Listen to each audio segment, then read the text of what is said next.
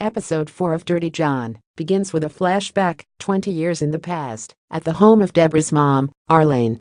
Sitting at the table is a man crying his eyes out.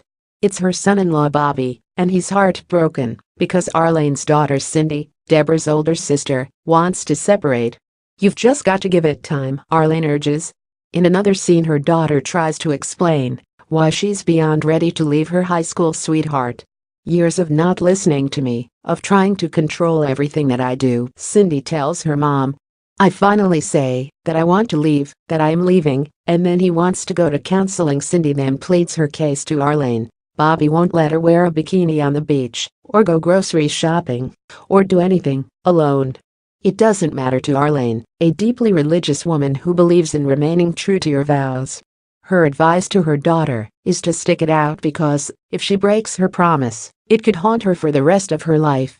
Quoting from the Bible, Arlene tells Cindi, "Trust in the Lord with all your heart." But, while Arlene's urging Cindi to stay in the marriage, Bobby's going to his friend's house and convincing his pal's wife to lend him a gun. He's a store manager now, he tells her. There have been 3 muggings in the last 5 weeks, and he wants to protect himself. There's a sense that this whole plotline, which is based on a true story, is going to end horribly wrong. Fast forward to the future, and Veronica and Debra have gone to the Newport Beach PD to urge the cops to do something about John, who is currently lying in a hospital bed wondering where his wife is. They speak to a detective who seems stunned by John and Debra's whirlwind romance. "So it just all happened pretty fast then once he got out of prison. You guys meeting, getting together, I guess?" he asks. Veronica accuses the detective of victim-shaming her mom. He points out that his hands are tied because there's not much he can do. All he has, he says, is a bad guy with a bad history who hasn't broken any laws in Newport Beach. Even Debra admits the same thing to her mom when she sees her. While Arlene fears that she could have made things worse for her daughter by liking John so much, Debra seems to second-guess her decision to leave her husband and go into hiding. "Nobody's without sin, and everybody can be saved," she tells her mom. "You say it all the time.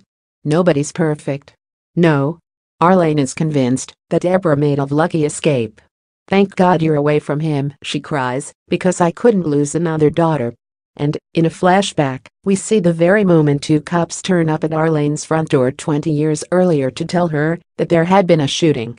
That her son-in-law Bobby shot her daughter Cindi before turning the gun on himself. Bobby survived. Cindi didn't. Shocked, Arlene shakes. She goes around in circles, falls to the floor, on her knees, in front of the officers, and prays for God's help. Then she takes a deep breath and says, "I can do this. I'm not alone." It's that fervent faith that directs her actions after Cindy's death.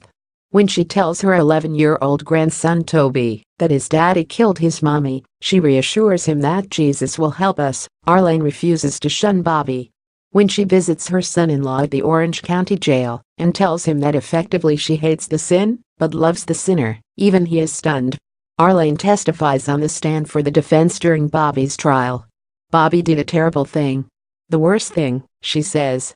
"But he wasn't in his right mind when he did it." She forgives him because his heart was full of love and he just lost his way.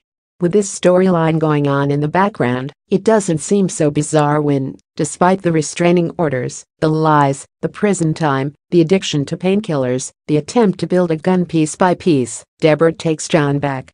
She comes out of hiding, takes off the dark wig and visits him.